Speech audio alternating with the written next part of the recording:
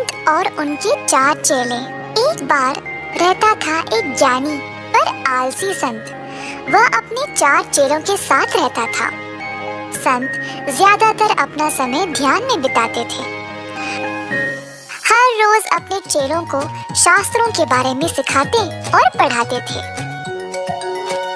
इसी ज्ञान की मदद से वह अपने चेलों को हर रोज सारे मंदिरों पर भेजते थे प्रसाद और भोजन ले आने के लिए।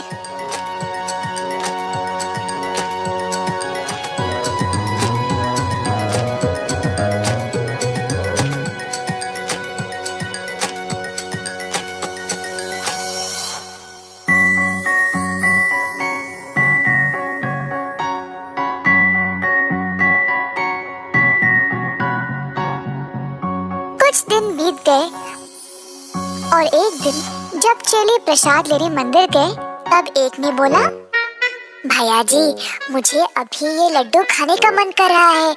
आश्रम पहुंचने तक का इंतजार नहीं होता। अरे ना ना, अगर साधु जी को पता चल गया तो वे बहुत क्रोधित हो जाएंगे। अगर मैं थोड़ा सा अलग से खा लूं जिससे उनको कोई शक नहीं होगा तो फिर तो वे गुस्सा नहीं करेंगे ना। चारों चेलों ने इस बात पर विचार किया और फिर प्रसाद को ऐसे खाया जिससे संत को कोई शक ना हो। फिर बाकी का प्रसाद ले गए आश्रम और दिया संत को। संत ने बिना शक किए प्रसाद को खाया। चेले खुश थे कि संत ने ध्यान नहीं दिया और चुपचाप सब खा लिया। अगले दिन जब चेले प्रसाद लेने गए तो इस बार प्रसाद की सुगंध और भी ज्यादा ललचाने वाली थी। फिर से उनका मन किया उस प्रसाद को खाने का। अब क्योंकि ये वाला प्रसाद इतना स्वादिष्ट था, चेले कुछ ज्यादा ही खा गए। अरे नहीं, हमने आज कुछ ज्यादा ही खा लिया। ओफो, चिंता मत करो, कोई नहीं, कल ही साधु जी ने इस पर ध्यान नहीं दिया था, उनको पता नहीं चलेगा। चलो अब। चेले आश्रम पर पहुँचे और प्रसाद को रखा संत के आगे और पीछे खड़े हो गए संत को खाते हुए देखने के लिए। जब संत ने चेलों की ओर देखा तो उन्हें थोड़ा सा संदेह हुआ, परंतु उनको इतनी भूख थी तो वे पहले खाने लगे और खाते खाते अपने संदेह के बारे में भी भूल गए। चेले अपने आप में ही हंसने लगे क्योंकि आज भी संत ने कुछ ध्यान नहीं दिया था कि एक दिन चेले खाली हाथ आश्रम लौटे और संत के आगे खड़े हो गए।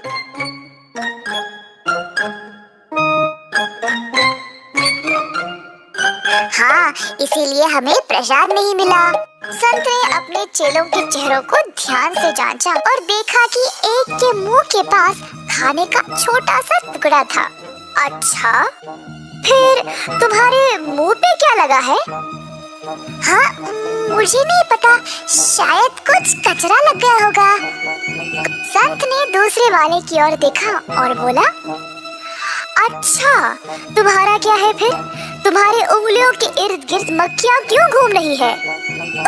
वो तो ये तो मुझे पता है प्रसाद कहाँ गया। कहाँ गया गुरुजी?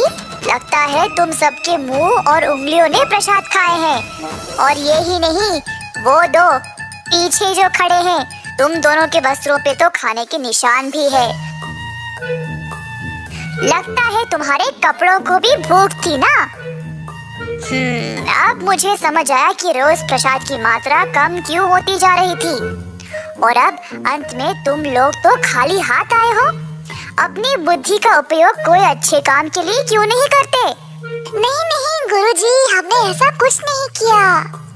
अच्छा, तो अपने आप को साबित करो। धरती का माप लेकर वापस आना और मुझे बोलना। ओह, वो तो आसान है, इसमें तो कम ही समय लगेगा, हम अभी वापस आएंगे। चारों चेले उत्सुकता से चलने लगे धरती का माप करने के लिए। भाइयों, हम वैसे जा कर रहे हैं और क्या कर रहे हैं? हम धरती का माप लेने वाले हैं। पर धरती तो यहीं पे है। अगर हमें धरती का माप लेना है तो बहुत सारी खुली जगह होनी चाहिए।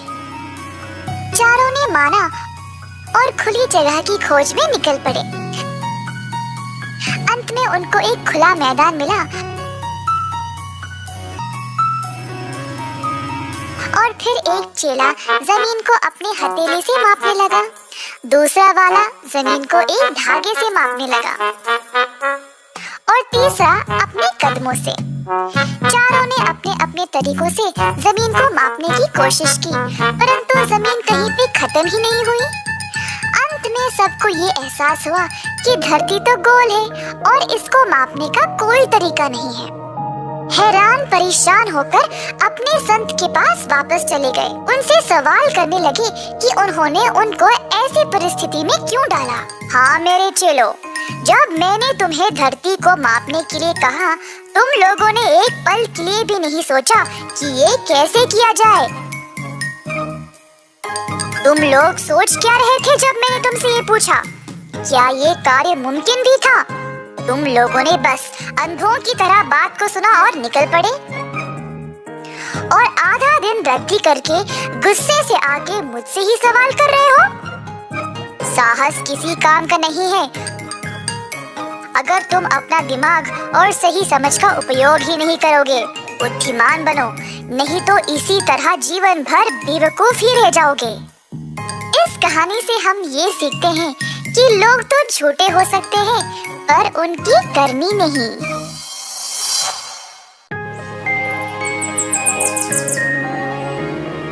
एक समय की बात है, एक गांव में रहता था एक व्यापारी जगन नामक। उसके पास थे 2 गधे जिनका वो भार उठाने के लिए अपने व्यापार में उपयोग करता था। दोनों गधों में से एक गधा था जिसको हमेशा भूख लगी होती है। ये गधा बहुत सारा भार उठाता था परंतु उतना ज्यादा खाता भी था।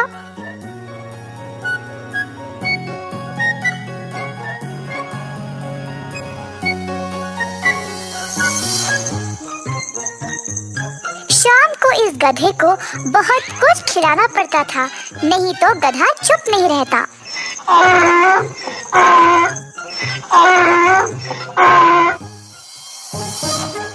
उसी गांव में मनीष नामक एक और व्यापारी था जिसके पास भी था एक गधा, परंतु मनीष का गधा उतना भार नहीं उठाता।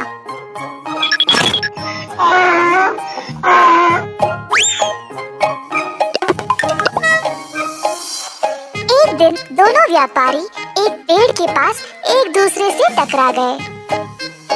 जगन भाई, तुम भाग्यशाली हो, तुम्हारा गधा कितना सारा भार उठाता है। मेरे वाले को देखो, किसी काम के लायक नहीं है, ज्यादा भार उठाता ही नहीं।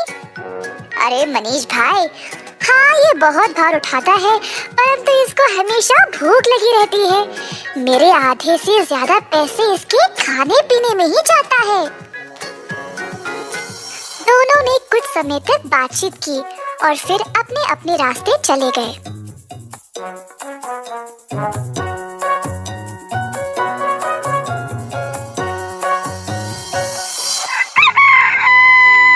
एक दिन जगन और उसकी पत्नी भूखे गधे के बारे में बात कर रहे थे। राधा, इस गधे को पालना अब कठिन हो रहा है, इसके कारण मुझे बहुत नुकसान झेलना पड़ रहा है। सही बात, एक काम करते हैं, तुम्हारे दोस्त मनीष को ये गधा पसंद है ना, मनीष को ये गधा बेच देंगे, समस्या ही हल हो जाएगी। क्या बोलते हो जी?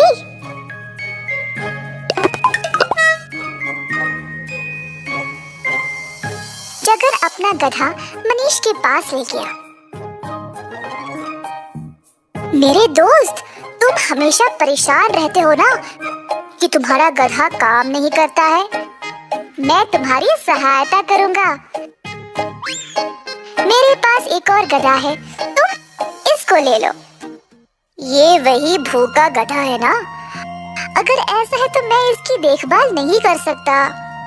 अरे नहीं नहीं, ये दूसरा है, ये देखो, इसके सिर पर ये वाला निशान भी है।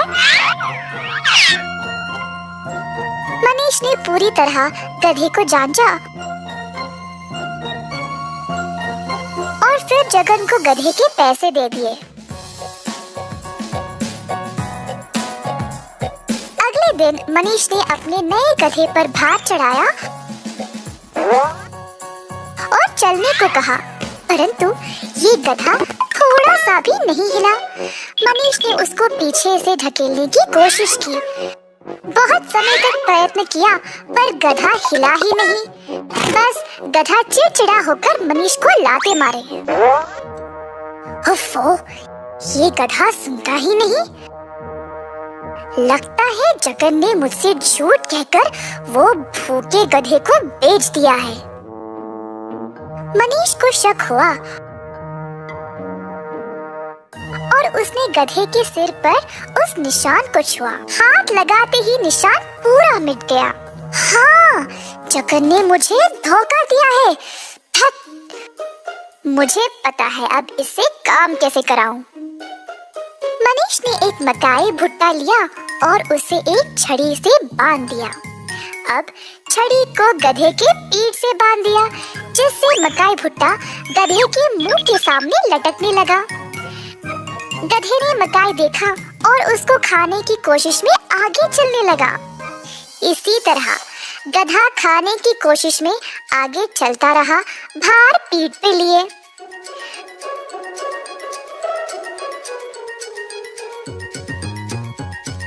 कुछ दिनों में ही अपनी बुद्धिमानी से मनीष ने खूब धन कमाया और समाज में बड़ा नाम।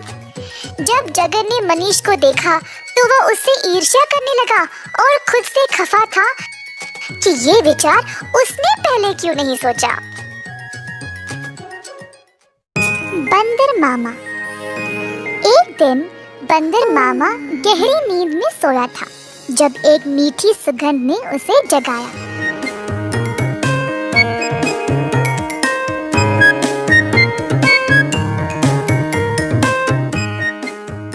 अपनी टोपी और जूते पहनकर बाहर निकल पड़ा, खुशबू सूंघते सूंघते। बंदर मामा ने देखा कि ये सुगंध एक मिठाई की दुकान से आ रही थी।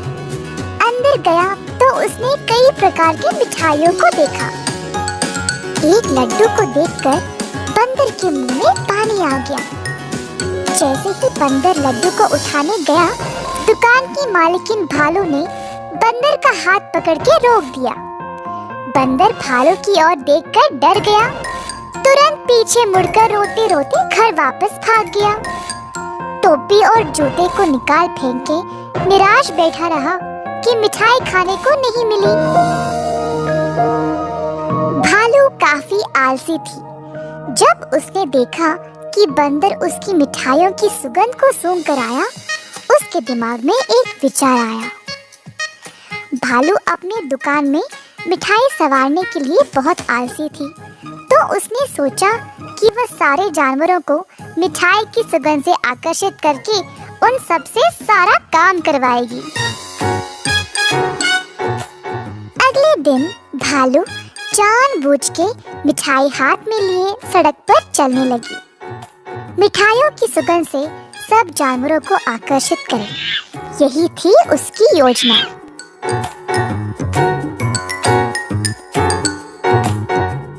खुशबू फिर से बंदर मामा तक पहुंच गई। इस बार बंदर मामा से रहा नहीं गया और उनका जी ललचाया।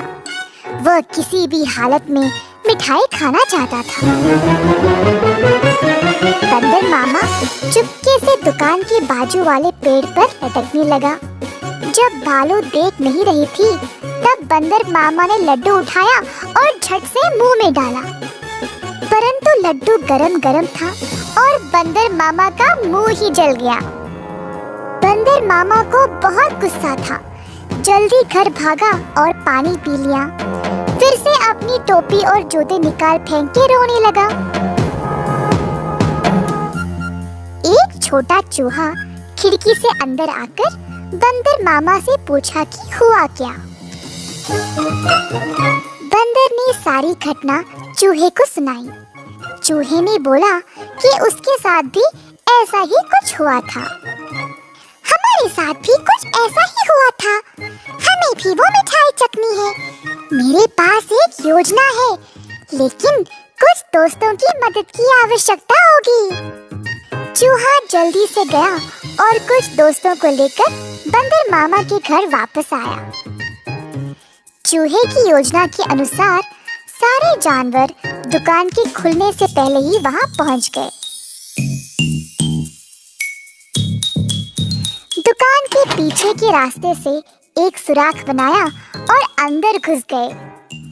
एक बंदर सारे मिठाइयों को देखकर ललचा गया। जोश में आकर कूदने लगा और नाचते नाचते केक के मिश्रण में गिर पड़ा। एक और बंदर एक बड़े से बाल्टी में झांका, ये सोचकर कि अंदर मिठाई होंगे, और फिसल के उसी के अंदर गिर गया। तीसरे बंदर ने एक बड़ी गोल सी थाली पर लड्डू देखा। थाली की ओर दौड़ा और लड्डू खाने की कोशिश की, परंतु थाली गोल गोल घूमने लगी। बंदर लड्डू के पीछे भागता रहा और थाली रुकने का नाम ही नहीं ले रही थी। इसी दौरान भालू दुकान पर आ पहुंची। एक बंदर केक के मिश्रण में फंसा था, दूसरा बड़ी बाल्टी में और तीसरा बस लड्डू के पीछे गोल गोल घूम रहा था। ये सब देखकर भालू आश्चर्यचकित रह गई और सोची कि ये बंदर यहाँ चोरी करने आए हैं। जल्दी से एक छड़ी उठाई और बंदरों को मारने ही वाली थी, जब एक बंदर ने बोला, हम यहाँ चोरी करने नहीं आए हैं, हम केवल आपकी मिठाई को चखना चाहते थे। इनकी सुगंध इतनी मजेदार है, बस हमसे रहा नहीं गया। भालू ये सुनकर जोर से हंसने लगी। मेरे दुकान में चोरी छुपे घुसना गलत बात है। खैर छोड़ो, वैसे भी मुझे मिठाई बनाने में मदद चाहिए। अगर तुम लोग हर रोज मेरी सहायता करोगे तो मैं तुम्हें अच्छे अच्छे मिठाई खाने के लिए दूंगी। ये सुनकर बंदर मामा और उसके दोस्त खुश हो गए। उस दिन से सब जानवर मिठाई की दुकान पर काम करने लगे। भालू ने अच्छे से बंदरों का फायदा उठाया, बंदरों से मिठाई बनवाई और सजा सवार के रखवाया भी। मिठाई बेचने का काम भी बंदरों को ही दे दिया और भालू सिर्फ बैठ के मजे ले रही थी। भालू का पति ये सब देख रहा था।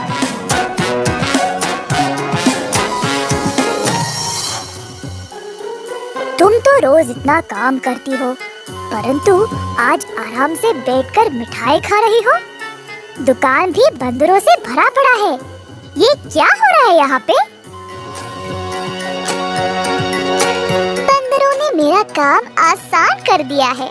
वे खुशी खुशी सारा काम कर रहे हैं और बदले में मुझे ज्यादा कुछ देने की आवश्यकता भी नहीं। बस दिन में एक एक मिठाई देके काम चला रही हूँ।